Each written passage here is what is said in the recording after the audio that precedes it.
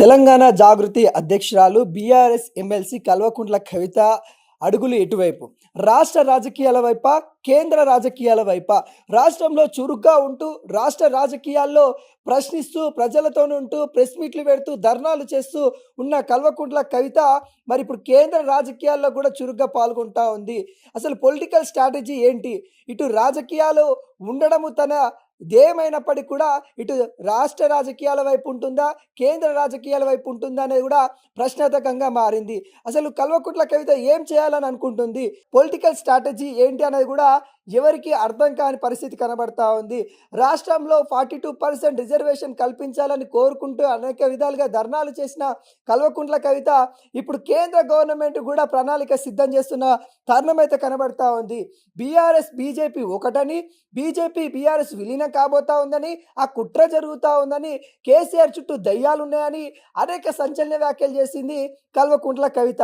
అదే సమయంలో ఒక పార్టీ తీసుకురాబోతా ఉన్నాను, భౌతిక తెలంగాణను తీసుకొచ్చినాం కానీ సామాజిక తెలంగాణ ఇంతవరకు రాలేదు, సామాజిక తెలంగాణను కూడా తీసుకొని రావాలని తను చేసిన వ్యాఖ్యలు ఏవైతే ఉన్నాయో దుమారం రేపినాయి. ఒకవైపు తెలంగాణ ప్రజల యొక్క ఆకాంక్షల కోసం తను పాటుపడుతూ, అదేవిధంగా కేసీఆర్ పైన కూడా విమర్శలు చేస్తూ, ఇటు రేవంత్ రెడ్డి పైన విమర్శలు చేస్తూ అనేక విధంగా మీడియాలో ఉండడానికి ప్రయత్నం చేస్తూ ఉంది కల్వకుంట్ల కవిత.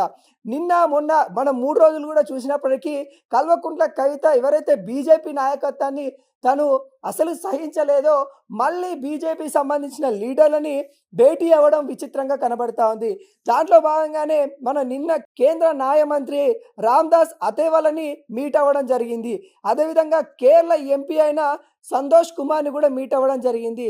అంటే బీసీలకు సంబంధించి ప్రాధాన్యత ఇస్తా ఉన్న నేపథ్యం అయితే కనబడతా ఉంది. బీసీ లీడర్స్ ఎవరైతే ఉంటారో వాళ్ళందరినీ ముఖాముఖి జరపడానికి కూడా తనైతే చూస్తూ ఉన్న తరుణం కనబడతా ఉంది.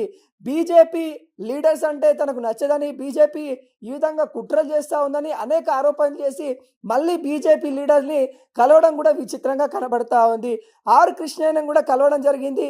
ఆర్ కృష్ణయ్య వాళ్ళ ఇంటికి వెళ్ళి స్వయాన వాళ్ళ ఇంటికి వెళ్ళి మీడియా మిత్రులతో మాట్లాడిన పరిస్థితి కూడా మనం చూసాము. ఈ కల్వకుంట్ల కవిత తన యొక్క పొలిటికల్ స్ట్రాటజీ ఏంటి అన్నది కూడా ఎవరికి అర్థం కాని పరిస్థితి కనబడతా ఉంది.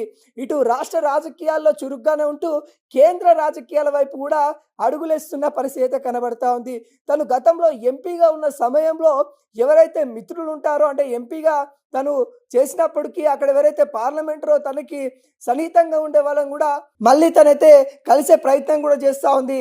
అందరినీ ఏకం చేసి బీసీల కోసము తను వాళ్ళ యొక్క హెల్ప్ తీసుకొని ప్రశ్నించాలన్న నేపథ్యం అయితే కనబడతా ఉంది. దాంట్లో భాగంగానే ప్రతి ఒక్కరికి కలుస్తూ ఉన్నట్టు కూడా తనైతే చెప్తా ఉంది. ఇటు రాష్ట్ర రాజకీయాలతో పాటు కేంద్ర రాజకీయాల్లో కల్వకుంట్ల కవిత గారు చురుకుదనంగా కనబడతా ఉన్నారు. కేటీఆర్ విషయం మనం మాట్లాడుకున్నట్లయితే కేటీఆర్కి ఇటు రాష్ట్ర రాజకీయాల మీద ఉన్నంత గ్రిప్పు కేంద్ర రాజకీయాలలో అయితే లేదు.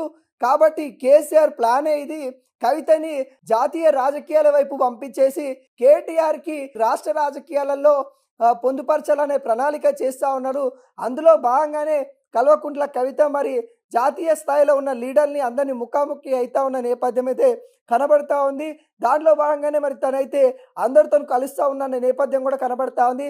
మరి చూడబోవాలి కల్వకుంట్ల కవిత గారు జూలై 15న రైలు రోకో చేస్తా అన్నట్టు కూడా పిలుపునైతే ఇవ్వడం అయితే జరిగింది. బీసీల రిజర్వేషన్ల కోసము బీసీల బిల్లు పాస్ అవ్వాలని తను రైలు రోకో ఢిల్లీని కూడా కదిలించాలనే ప్రణాళిక సిద్ధం చేసిన పరిస్థితి అయితే కనబడుతుంది. మరి చూడబోవాలి కల్వకుంట్ల కవిత గారు ప్రణాళిక ఎంతవరకు సక్సెస్ అవుతుంది, ఇటు తన అడుగులు ఎటువైపు వెళ్తూ ఉన్నాయనేది కూడా మనం గమనిస్తూ ఉండాలి.